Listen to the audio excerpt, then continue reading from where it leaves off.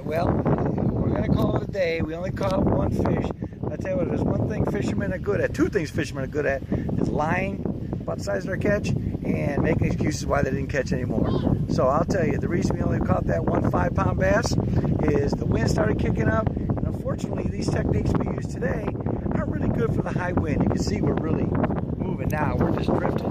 Not even with the trolling motor on. We don't have the big motor on. We're just drifting. So there's a cold front coming down in about a day. We got the wind coming in. It rained a couple days ago. I lost my lucky rabbit's foot. So that's why we didn't catch more today. And if you believe all that, I got a bridge to sell you. All right, I'm at my backyard pond right now. I had a nice clip filmed of me tying the knot the same day we filmed everything else, but don't you know, due to technical difficulties, I can't use it. The bummer part is I caught a nice fish out of the pond. It's about 2.5 pound bass. Nice fish. You would have enjoyed it, but can't use it. Anyway, Palomar knot. Whenever you tie a new knot, whether it's your hook or your lure or anything, always take your fingers and run it up and down the first 4 or 5 feet of the line. Try to feel for any imperfections, any dings, burrs, nicks, tears, cuts, whatever, and you'll feel it real simple. You'll feel it real easy if you just run your fingers down. You catch a fish, he scrapes your line against a twig or a rock or whatever. He can ding up your line, and next time you catch a big fish, you don't check your line, it'll break your line because it just compromises the whole integrity of the line. Anyway, you got your eye of your hook and your line. Simply run your line through the eye of the hook, run it back through the eye of the hook, same hole. So yes, you're running the same line through the same hole twice. Leave yourself plenty of line on both sides. Okay, so this is what you got. You got a loop on one end and 2 pieces of line over here, right? Okay. Now, simply tie an overhand knot, just like you're tying shoelaces. Yeah, you still have this loop over here. You're going to open up that loop, pull your hook through it. Your lure, your hook, whatever. And remember, whenever you cinch a knot, moisten it first. Cuts down the friction of the line. Maintains the integrity of the line. All right, the reason the Palomar knot is so good, I think, is because it has 2 pieces of line going around the eye of that hook instead of just one. That's what makes it really nice and strong. Put your worm on as we described before.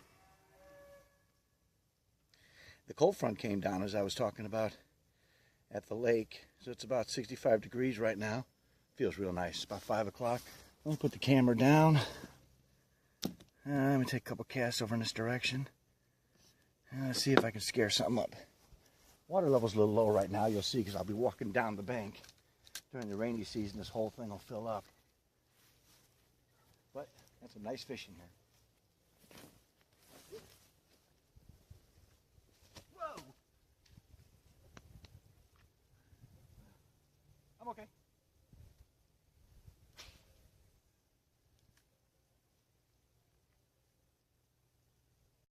Took a couple casts, no avail. You know, I said that cold front came in, which is true. I've been down a little bit. The reason a cold front, I know fishermen are good at making excuses, right? But it's true because what happens is, the fish like to sit upright, of course. They have some kind of bladder, equilibrium system that lets them stand upright, lay upright, whatever, in the water. When the barometric pressure changes, cold front comes in and does just that. It throws their equilibrium off. So what they tend to do is get up in the weeds or get up in between some rocks or whatever and just kind of lean up against those weeds, rocks, whatever, to keep themselves upright while this pressure is going crazy in the atmosphere. And then, when things stabilize, then they can come out. Otherwise, they'll be tipping over. Let's give a couple casts out here.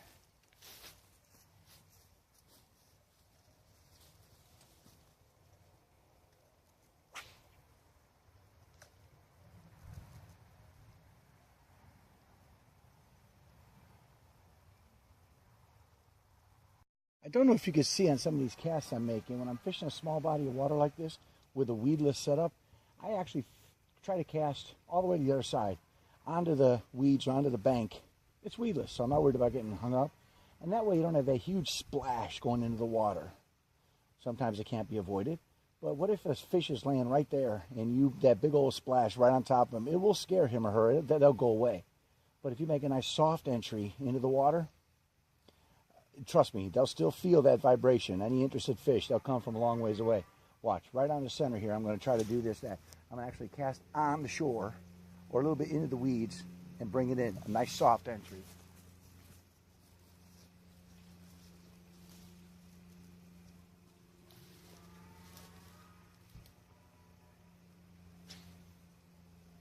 Yeah, that one wasn't good. Hold on.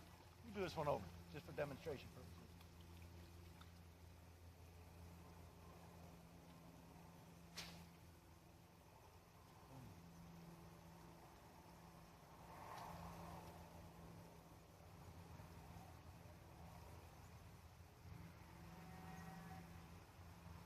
Nice soft entry.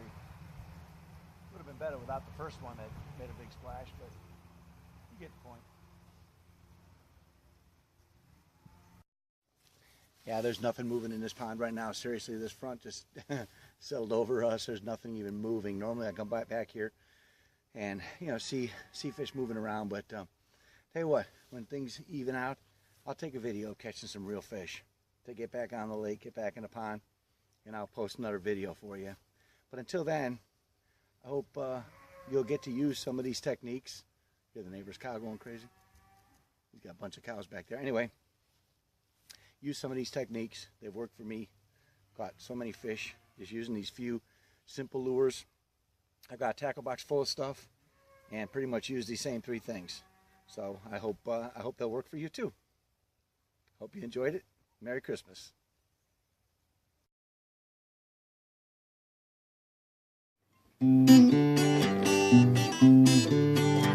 We wanna go fishing with Steve. We wanna go fishing with Steve. Mom's sending us to Florida. We wanna leave to go fishing with Steve. We wanna go fishing with Steve. We'll love you so much you won't believe if we go fishing with Steve. We wanna go fishing with Steve.